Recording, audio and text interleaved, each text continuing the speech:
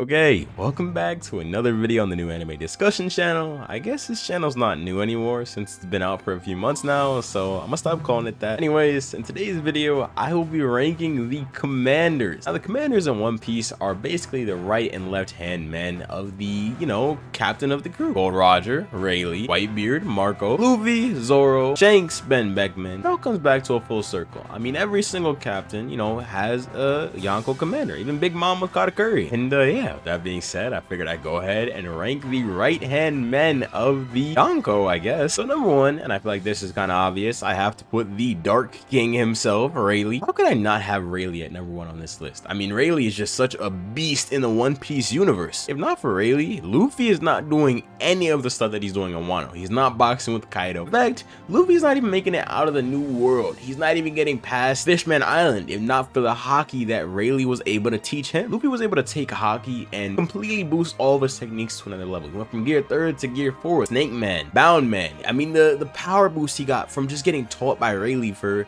what was it, 2 years? 2 years of training made Luffy a completely different person. He became a beast, and if not for Rayleigh, that wouldn't be happening. Rayleigh is definitely one of the only Yonko commanders on this list that I feel like if they were put in a position where they had to actually box with their captain, Rayleigh versus Roger would be a good fight. I mean, I don't know. Rayleigh is cold. I feel like he could actually take Roger on, but that's just me. The thing is, we've never actually seen Rayleigh fight somebody like that, but it's been heavily implied that he's just as strong as Roger, or at least on a near level. Now, number 2 on this list, and this is something else that I don't think should come as a huge surprise. I could be wrong. Gotta have Beckman. I'm sorry, man. How do I not put Beckman here, man? Beckman is such a beast. What he was able to do in Marineford, taking out his gun and saying, "I'm gonna have to shoot you down if you move, Kizaru." And Kizaru going, "Whoa, Beckman, I don't want the smoke. I'm sorry." That was such a crazy feat. I don't think I'm ever going to be able to forget. And Beckman, just like Shanks, is another character where you look at him, and even though they don't have any super insane actual, feats, they haven't really done much. It's just implied that he's on another level when it comes to strength. Now, unfortunately, like I said, we haven't actually seen much from Beckman, but just the fact that he was able to do that to Kizaru, man, and we know he's basically the right-hand man of Shanks, yeah, he's got to go. Number 3 on this list, I have, and I don't think this is too big of a surprise, I have Zoro.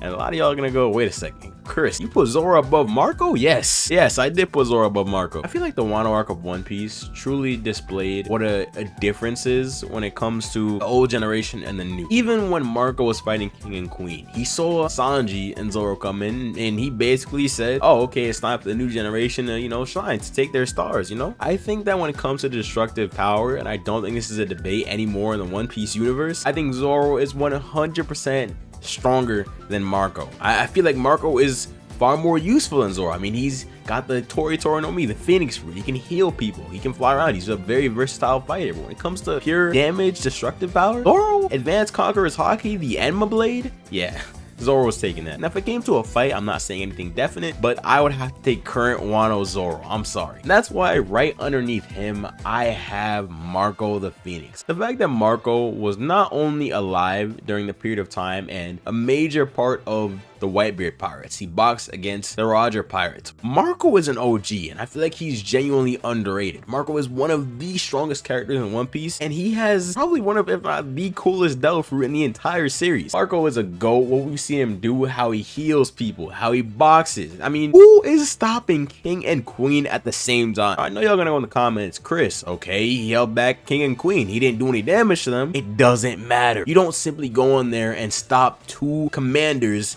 with over $1 billion bounty. You don't just do that. It doesn't matter if he didn't do too much damage. He was fighting 2 people at once, and he was doing this long enough for Zoro and Sanji to come take over, and that is insane. Marco is just so crazy to me, dude. Wano arc has definitely shown that Marco is an MVP. I don't care what anybody says. It definitely has shown that Marco is a boss. Now, right underneath Marco, I know people are gonna get mad at me, the King fans are kind of in the mud right now, but right underneath Marco, I gotta put Katakuri. How can I not put Katakuri here? I feel like Katakuri was so strong in his last showing against Luffy to the point where I feel like even though Luffy has gotten knocked down by Kaido more, when he was fighting Katakuri, you literally felt as if Luffy was going to lose. That was a one-sided fight for so long. Katakuri was absolute dominance. I mean, Katakuri was just going insane on Luffy. He wasn't letting him breathe. It was such a display of power. It really showed what the new world of One Piece was. These Yonko were not around to play. And I feel like the time from then to now, let's say Katakuri's actually mastered Conquerors and Fusion, just like Luffy. I feel like Katakuri's only gotten stronger. Now, the only reason why Katakuri is below Marco is because I have not seen anything of him since Whole Cake Island. I don't know if he's mastered Conquerors and Fusion. I'm sure that he has. I mean, Katakuri is no joke. He's not somebody to play with. And if he's been training since Whole Cake Island and he's mastered Conquerors and Fusion, Katakuri could definitely start his own crew. And I'm gonna say it, Katakuri could surpass Big Mom. I'm not gonna lie. And right underneath Katakuri, I have King.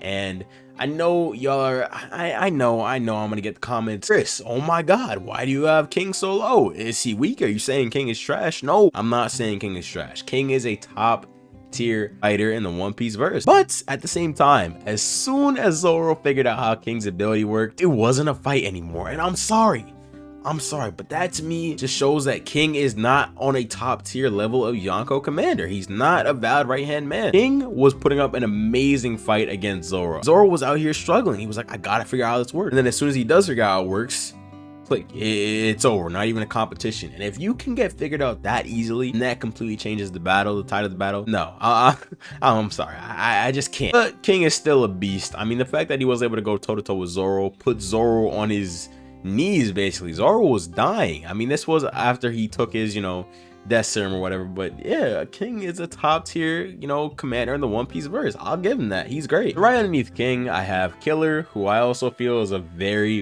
very underrated fighter and commander in the One Piece universe. I love Killer. I mean, he might not be as strong as some of the people on this list, but we've seen firsthand that he's able to use his limited set of skills to get places. I mean, using his Sonic Slice to do damage to Kaido internally. That's something that not a lot of characters could do, damaging Kaido. Killer's a beast, his fight with Hawkins, putting him in his place finally. I mean, he hasn't really fought anybody crazy strong, but he has came up against Big Mom with Kid and, come out on top. Well, I guess I can't really say that, but Killer is a beast. I love him. I love his abilities. I love how even when he was fighting against Zoro, nerfed, he was putting up a great fight. And if Killer and Zoro fought while both having access to their weapons, it could be a good fight. Obviously, Zoro's winning, but it's still going to be a good battle. So right underneath Killer, I have Shiryu, and I feel like this is a pretty obvious ranking. Shiryu has a Suke no Mi, which, if you watch One Piece, is basically a useless devil fruit, seeing as it lets you go invisible. And if you have Kenbon Shoku observation hockey, then going invisible really isn't such a great power then, is it? Because people can literally see where you are regardless, so yeah. But Shiryu has access to a sword style from the Marines that we haven't seen. We know he was a high-ranking Marine prior to joining the Blackbeard Pirates, so I mean, he could be strong. I don't know, but I haven't really seen any feats that would maybe put Shiryu at the top. Now let me just real quick put in where I would rank all of the other commanders. I know this is a right-hand man video, but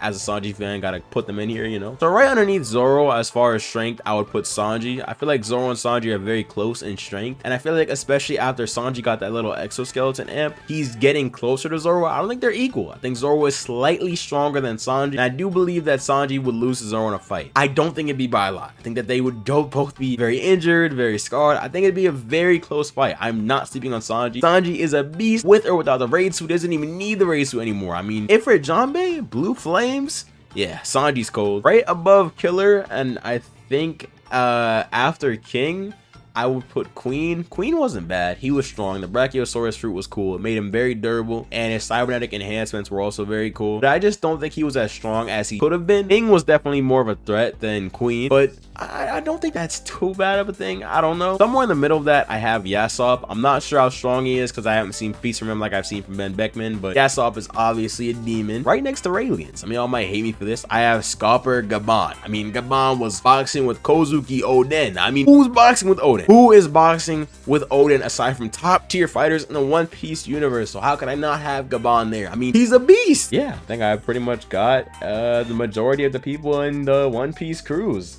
I don't think I really missed any commanders. I apologize if I did. That should be it. If you want to count Sabo, I would put Sabo right around where Zoro is. I'm not sure if y'all would count him as like a commander, but Sabo I would put like basically around Zoro. Like yeah, between Zoro and Sanji, somewhere around there. Especially after what he's doing with his recent chapters, we know Sabo is a friggin' animal, dude. He's a beast. But that being said, hopefully y'all enjoyed this video. I know I enjoyed making it, and I will see you guys in the next one. Later.